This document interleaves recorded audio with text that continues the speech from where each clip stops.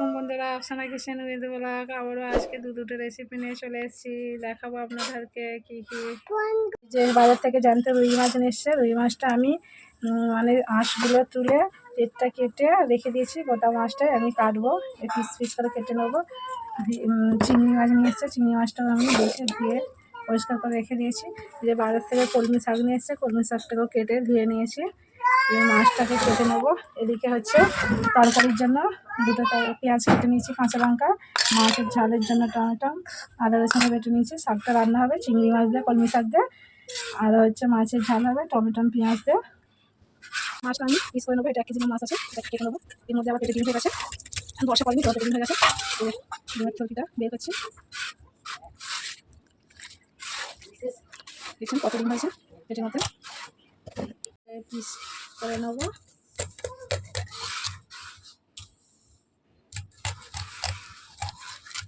পুরো মাছটা আমার কাটা হয়ে গেছে, পুরো এক গামলা মাছ হয়ে গেছে। মাছটাকে আমি একটু আবার পানি দিয়ে ধুয়ে নেবো। বন্ধুরা, মাছটা আমি ভালো করে পানি দিয়ে ধুয়ে নিয়েছি। এত মাছ রান্না করবো না, অল্প করে রান্না। এইগুলো আমি রান্না করবো। 4টে চাকা নিয়েছি, 1 চিল মাথা নিয়েছি, এগুলো রান্না করবো। মাছের মধ্যে নুন হলুদটা মাখিয়ে নেবো। হলুদ, অল্প করে লঙ্কার গুঁড়া দেবো, দিয়ে ভালো করে এগুলো মাখিয়ে নেবো। জন্য আমি আলু কেটে নিয়েছি, সেটা আপনাদেরকে দেখাতে হলো। ওটা আমি জ্বালিয়ে নিয়েছি, চুলো জ্বলছে, দেখতে পাচ্ছেন। এই যে চুলো জ্বলছে, চুলার মধ্যে কড়াই বসে দিচ্ছে। কড়াই তাতে আছে, কড়াইয়ে মাছ ভাজার জন্য সাদা তেল দিয়ে দেবো। নুন হলদি লঙ্কা মাখিয়ে রেখেছিলাম, তেল গরম হয়ে গেছে কড়াই। এবার মাছটা আমি একটা করে ছেড়ে দেবো। মাছটা দিয়েছি, মাছগুলো ভাজা হোক এক পিঠ, আবার উল্টে দেবো। আমার 1 পিঠ হয়ে গেছে, মাছগুলো উল্টে দেবো। মাছগুলো ভাজা হয়ে গেছে, চাপাটির মধ্যে তুলে নেবো। যে লাল লাল করে ভেজে নিয়েছি, আবার যেগুলো আছে তেলের মধ্যে ছেড়ে দেবো। হয়ে গেছে, এবার মাছের ঝাল বসাবো। এই যে আমি মাছের ঝাল বসানোর জন্য কড়াইয়ের মধ্যে সরিষার তেল ঢেলে দিচ্ছি। ওর মধ্যে পেঁয়াজ খোঁচানো দেবো, পেঁয়াজ আর কাঁচা লঙ্কা খোঁচানো দেবো। লাল লাল করে পেঁয়াজটাকে লঙ্কাটাকে তেলের মধ্যে আমি ভালো করে নেড়ে চেড়ে একটু লাল লাল করে নেবো। আমার লাল লাল হয়ে গেছে, ওর মধ্যে আদা রসুন বাটা দেবো। আদা রসুন দেওয়ার পর অল্প করে পরিমাণ মতো নুন দেবো। ওটা ভাজা হয়ে গেলে টমেটো পেঁয়াজটা তেলের মধ্যে, আদা রসুনটা ভাজা হয়ে গেছে, টমেটো কুচানোটা দিয়ে দেবো। তেলের মধ্যে দিচ্ছি, এটা এখন কোনো মশলা দেওয়া হয়নি, দেবো। প্রথমে হলুদের গুঁড়া দেবো, হলুদের গুঁড়া দেবো, লঙ্কার গুঁড়া দেবো, ধনিয়া জিরার গুঁড়া দেবো। এটা একসঙ্গে আছে।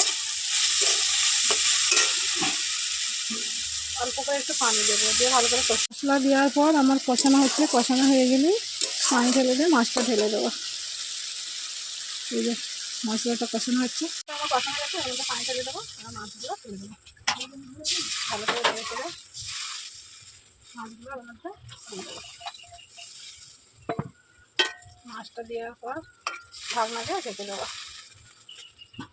ঢাকনা দিয়ে ঢেকে দেবো। আমি ঢাকনাটা খুলে ঢেকে নেবো।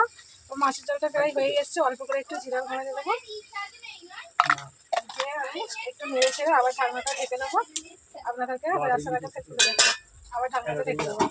এখন আমার মাছের ঝালটা পুরো হয়ে এসছে, নামিয়ে নেবো। একটু করে মাছের ঝালটা পুরো রেডি হয়ে গেছে, আমি এবার কড়াইটা নামিয়ে ঢেলে নেবো। মাছের ঝালটা ঢেলে নিয়েছি। সবসময় হাঁড়িতেই শাক রান্না করলে ভালো লাগে। আমি চুলার মধ্যে হাঁড়িটা বসে দিচ্ছি শাক রান্না করার জন্য। হাঁড়ি ততক্ষণ গরম হয়ে তেল দেবো। গরম হয়ে গেছে, আমি সরিষার তেল ঢেলে দেবো। গরম হয়ে গেছে, তেলের মধ্যে কষানো পেঁয়াজ আর কাঁচা লঙ্কাটা দেবো। ভালো করে নেড়ে চেড়ে লাল লাল করে নেবো। তেলের মধ্যে পেঁয়াজের মধ্যে এই চিংড়ি মাছটা দিয়ে দিচ্ছি। ওর মধ্যে হচ্ছে একটু নুন দেবো। চিংড়ি মাছটা ভেজে নেবো শুধু এখন তেল আর পেঁয়াজের মধ্যে।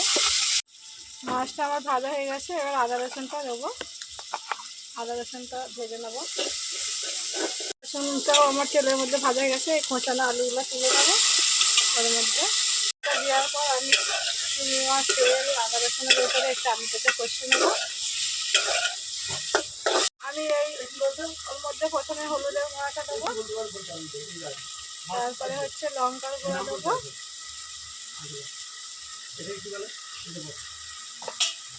ধনে আর জিরে একসঙ্গে গুঁড়ো করা এটাকে দেবো, অল্প করে পানি দেবো, মশলাটাকে ভালো করে দেওয়ার পর সর্বক্ষণে আমি আলুটাকে ভালো করে কষিয়ে নেবো। কষতে কষতে ওরই মধ্যে শাকটা তুলে দেবো। এই শাকটার মধ্যে আমি তেল মাখিয়ে দেবো। শাক যখন রান্না করবে যে কোনো শাক হোক একটু তেল মাখিয়ে দিলে ভালো লাগবে। এইভাবে হাত দিয়ে ভালো করে সব শাকগুলোর মধ্যে মাখিয়ে নেবো।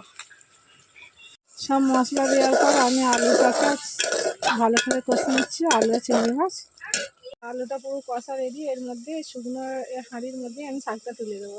শাকের পানিতে আলু সিদ্ধ হবে, শাকে সিদ্ধ হবে। শাকটা তুলে দেবো এবার, দিয়ে ঢাকনা দিয়ে ঢেকে দেবো। আমার পুরো হয়ে গেছে, এবার ঢাকনা দিয়ে ঢেকে দেবো। ঢাকনা দিয়ে ঢেকে দেবো, আবার একটু পরে নেড়ে চেড়ে ঢাকনাটা খুলে, ঢাকনাটা খুলতে শাকটা কতটা কমে যাচ্ছে আমি একটু নেড়ে দেবো। ভালো করে নেড়ে চেড়ে আবার ঢাকনা দিয়ে ঢাকা দিয়ে দেবো।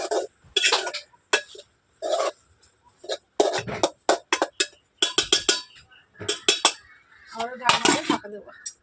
শাকটা রাঁধতে গেলে গ্যাসে হলে লো ফ্লেমে করবেন আর হাঁড়ির মধ্যেই করবেন, অবশ্যই খেতে ভালো লাগবে। আর চুলাই হলে হালকা মানে জালে করবেন, আমি হালকা জালেই করছি চুলাই। বন্ধুরা আমি শাকটা খুলে দেখাচ্ছি। এক হাঁড়ি দিয়েছিলাম, দেখতেই পাচ্ছেন রস কত বের হয়েছে। শাকটা আমি গিয়ে এই যে আবার একটু ভালো করে নেড়ে ছেড়ে দেবো। আলু শাকের পানিতে শাকও সিদ্ধ হবে, আলুও সিদ্ধ হবে। আবারও ঢাকনাতে দেখে দেবো। এতে হচ্ছে আমি জাল খুব হালকা আঁচে করছি। শাক রান্না পুরো রেডি, দেখুন পুরো শুকনো সুন্দর খুব সুন্দর। আমি এতে একটুকু পানি দিইনি, আলু কষতে কষতে শাক দিয়ে দিয়েছি। শাকের পানিতে শাকও সিদ্ধ হয়েছে, আলুও সিদ্ধ হয়েছে। এত সুন্দর সেন্ট উঠেছে শাক রান্নাটার। বন্ধুরা এইভাবে না করে খেয়ে দেখলে বুঝতেই পারবে না, দেখতে যতটা সুন্দর লাগছে খেতে ততটা টেস্টি। আমি এই যে যেই সব রান্নাগুলো করলাম, মাছের ঝাল আর শাক রান্না, সেম টু সেম এইভাবে আপনারা বাড়িতে করে খাবেন, তারপরে বুঝতে পারবেন কতটা সুন্দর হয়। এই হাঁড়ির মধ্যে আমি ঢেলে নিয়েছি, এবার আপনাদেরকে খেয়ে দেখাবো।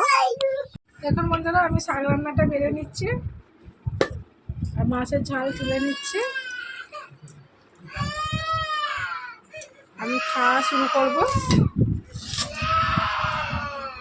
প্রথমে শাক রান্না দিয়ে খাবো।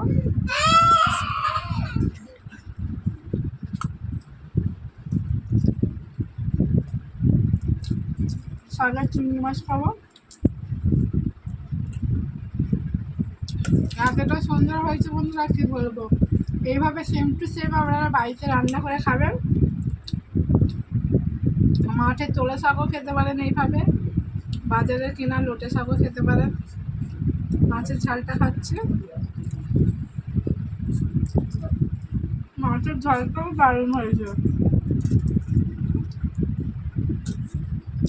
আমার এই দুটো রান্না সেম টু সেম আমি এইভাবে করলাম, আপনারা এইভাবে বাড়িতে রান্না করে খাবেন, খেয়ে তারপরে বুঝবেন। এখনকার মতো শেষ হলে আবার নতুন ভিডিও নিয়ে হাজির হবো।